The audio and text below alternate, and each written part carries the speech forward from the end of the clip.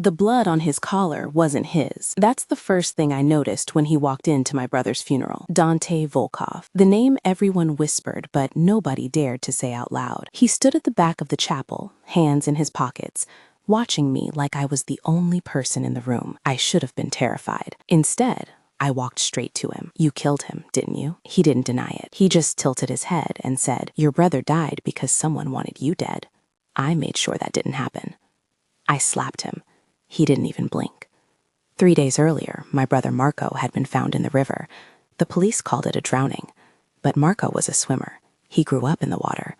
I knew better. And apparently, so did Dante. He showed up at my apartment that night, uninvited, with a file folder and a gun on his hip.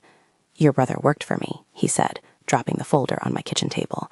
"He was laundering money through your cafe without telling you. When he tried to quit, someone decided he was a liability." I stared at the documents. Bank statements, wire transfers, all tied to my name. "You're saying I'm next. I'm saying you were always the target. Marco just got in the way." My hand shook. "Then why are you here?" He looked at me with those cold, dark eyes. "Because he asked me to protect you if anything happened to him." I didn't trust him, but I didn't have a choice.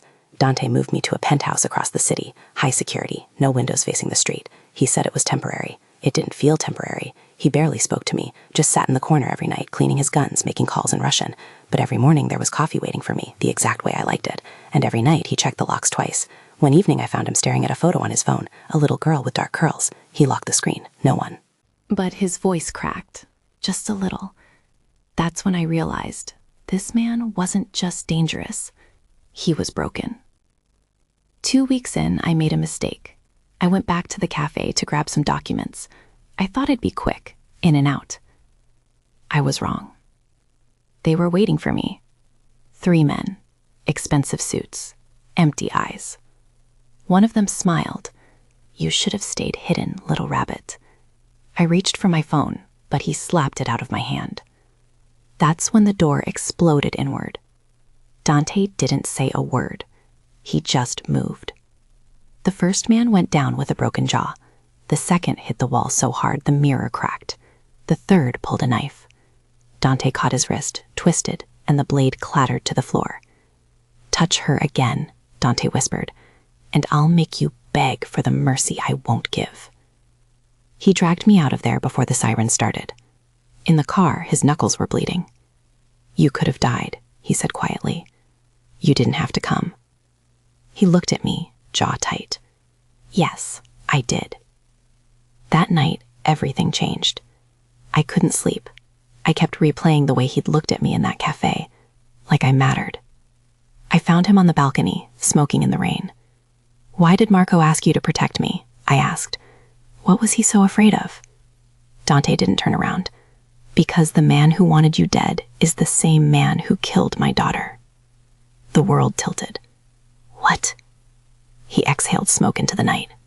3 years ago, I had a family, a wife, a little girl named Irina. I thought I could keep them separate from my work. I was wrong.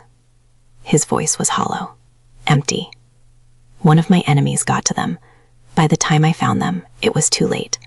I killed everyone involved, but it didn't bring them back. He finally looked at me. "Your brother found out who ordered the hit.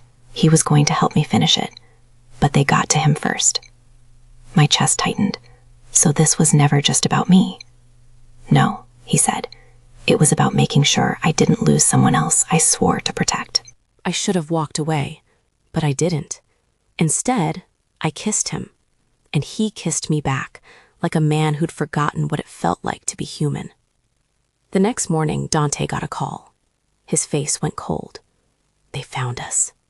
He grabbed his coat, his gun, his keys.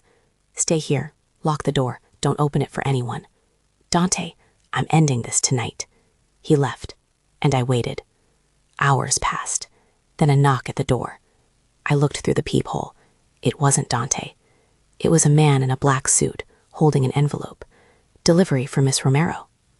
I didn't open the door. He slid the envelope under the crack. Inside was a photo. Dante, kneeling, a gun to his head. And a note, "Come alone, or he dies." I should have called the police. I should have stayed hidden. But I thought about the way he looked at me on that balcony, the way he said my name like it was the only thing keeping him alive. I grabbed my brother's old gun from the closet, and I went. The warehouse was empty, except for him, the man who killed my brother, the man who killed Dante's family, Victor Kozlov.